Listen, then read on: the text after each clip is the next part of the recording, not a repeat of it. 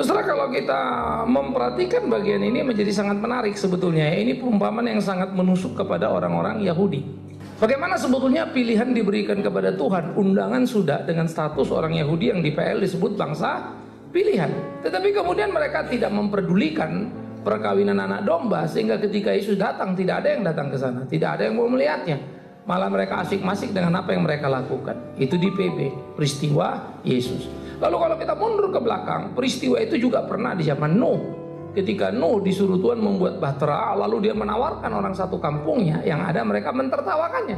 Mereka tetap pesta, kawin-mawin, dan seterusnya. Tidak ada yang memperdulikannya. Jadi satu kelompok pertama adalah kelompok yang menolak untuk masuk di dalam itu.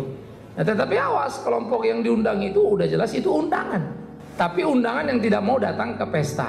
Orang yang sudah tahu kekristenan tetapi tidak sungguh-sungguh menjadi seorang Kristen.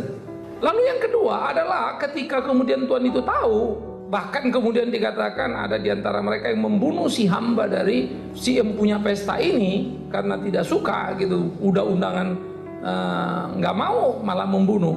Lalu Tuhan marah dan mengirimkan laskarnya untuk membumi hamiskan mereka. Mereka adalah ahli-ahli Taurat, ya, yang sebetulnya adalah penerima undangan tetapi menyalibkan Yesus, utusan dari Allah Bapa itu.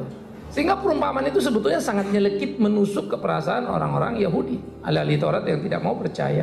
Lalu dikatakan dibagikanlah undangan itu akhirnya kepada semua orang, pembunuh, penjahat yang gak cocok sebetulnya dalam kriteria perjanjian tadi. Karena tidak ekuivalen, ya, tidak sekelas begitu. Loh, kok yang punya pesta mengundang pembunuh, penjahat, apa segala macam. Nah, itulah kasih yang dinyatakan ke segala bangsa, kafir gitu ya. Dan Petrus pernah mengucapkan kalimat menarik ketika dia berpikir hanya Yahudi yang selamat. Tapi dia disuruh ke Kornelius, lalu dia bilang apa? Kalau Roh Kudus sudah menjamahnya dan memberi dia karunia, masa iya aku menahan diri untuk membaptisnya? Itu menjadi baptisan bagi orang kafir Roma. Tetapi orang yang sebelum Roma lebih jauh adalah Samaria. Itu dikerjakan oleh Filipus. Tetapi mundur ke belakang sebetulnya ada nabi namanya Yunus, pernah salah paham juga terhadap Allah. Sehingga waktu disuruh pergi ke Niniwe, dia memandang Niniwe sebagai yang jahat. Dengan nasionalisme yang tinggi, Yunus melihat Niniwe yang anti Israel, dia tidak mau. Ternyata dia salah. Tuhan menyatakan janji itu kepada orang-orang yang tampaknya tidak layak. Bahkan itu dimulai jauh ketika orang Israel keluar dari Mesir menuju tanah perjanjian. Mereka tegar tengkuk, ya, mereka selingkuh dengan berhala, sampai masuk ke dalam garis itu yang bernama Rahab, dan menjadi ibu orang beriman yang dicatat. Bagaimana perjalanan Naomi yang berakhir dengan kegagalan, meninggalkan Bethlehem karena kelaparan untuk mencari hidup di Moab, tapi di Moab pun dia kehilangan segala sesuatu. Di Bethlehem dia hanya kehilangan makanan, tapi di Moab dia kehilangan apa? Semuanya, suaminya, anaknya. Maka pulanglah dia menjanda tapi dengan belas kasihan.